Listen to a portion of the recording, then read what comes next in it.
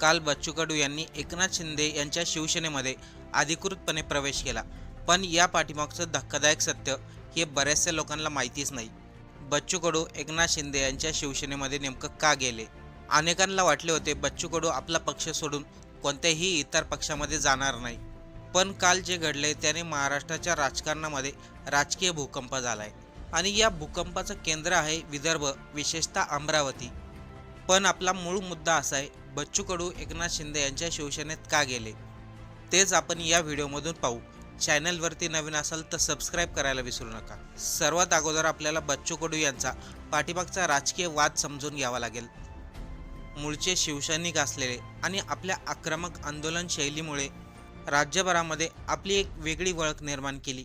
त्याच बच्चू कडूंनी शिवसेनामध्ये परत घरवापसी केली. ते फक्त एकटे गेले नाहीत, त्यांनी त्यांचा संपूर्ण पक्ष प्रहार जनशक्ती हा पक्ष देखील शिवसेनेमध्ये विलीन केला आहे. बच्चू कडू शिवसेनेत गेल्यानंतर अनेकांनी प्रश्न उपस्थित केले. त्यांच्या या निर्णयामागे फक्त राजकीय गणित आहे का, की खरंच शेतकरी, मजूर आणि दिव्यांग यांच्या हितासाठी घेतलेला त्यांनी हा निर्णय? बच्चू कडू हे नाव महाराष्ट्राच्या राजकारणामध्ये जरा वेगळ्या प्रकारे घेतलं जातं. ते नेहमी सत्तेला भिडणारे, प्रशासनाला सवाल करणारे आणि रस्त्यावरती उतरून आंदोलन करणारे नेते म्हणून त्यांची ओळख आहे. अमरावती जिल्ह्यातील अचलपूर या मतदारसंघातून त्यांनी 4 वेळेस विजय मिळवला आणि सर्वसामान्याचा नेता म्हणून त्यांनी स्वतःची प्रतिमा तयार केली. पण बच्चू कडूंचा हा प्रवास सोपा नव्हता. ते एकेकाळी शिवसेनेमध्ये होते.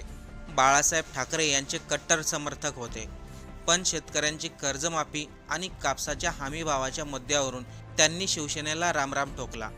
1999 साली त्यांनी प्रहार जनशक्ती पक्षाची स्थापना केली.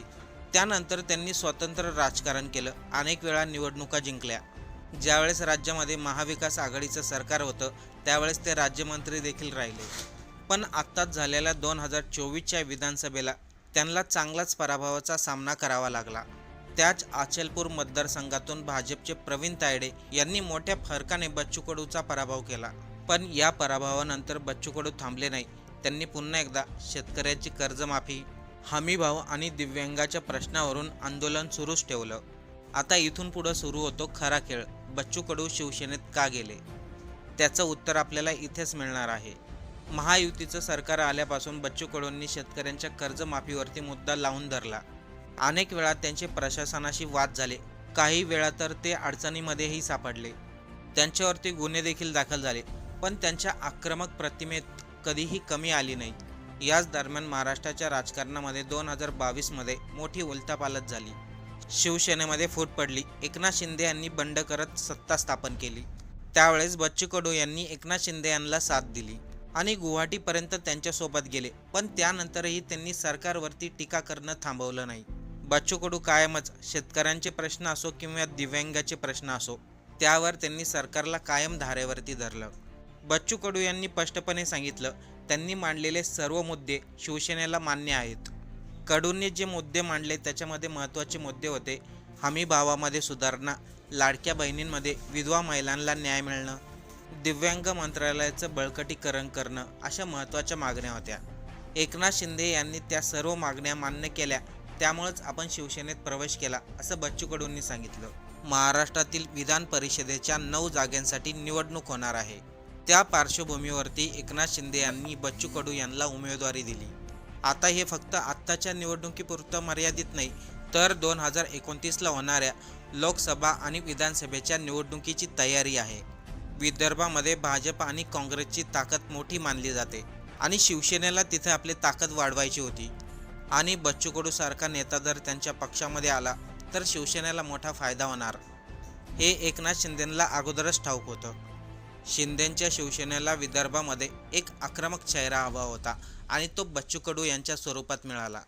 पण म्हणतात ना, प्रत्येक नाण्याला 2 बाजू असतात. तसंच काही बच्चू कडूंच्या बाबतीत घडले. ते जितके लोकप्रिय आहेत तितकेच वादग्रस्तही राहिलेत. बच्चू कडूंनी अनेक वेळा अधिकाऱ्यांवरती हात उचलल्याचे आरोप देखील झाले. त्यांच्यावर वेगवेगळ्या स्वरूपाचे गुन्हे देखील झाले.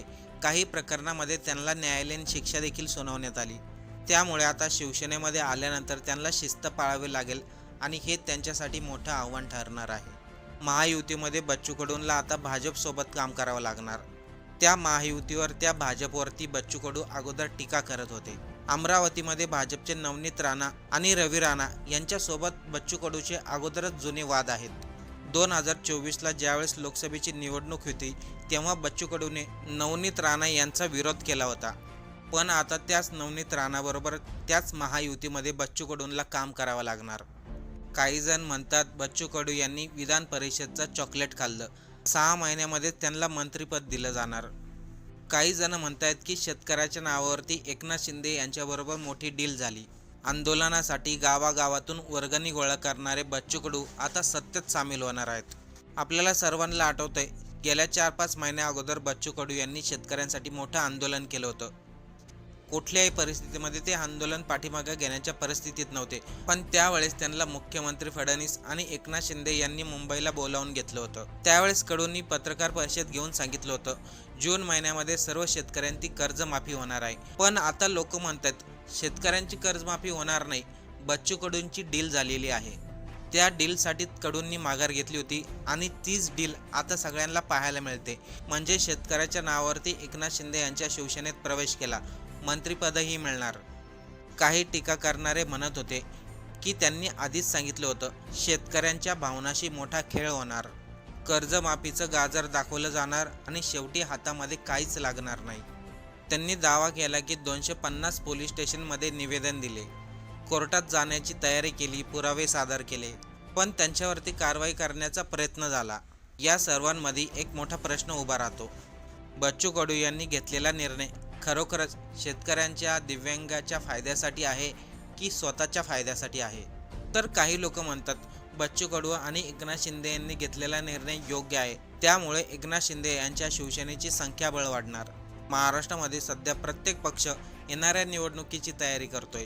बच्चू कडू शिवसेनेमध्ये गेल्यानंतर ते खरंच शेतकऱ्यांसाठी आणि दिव्यांगासाठी काम करतील का, की सत्तेच्या राजकारणामध्ये अडकून राहतील?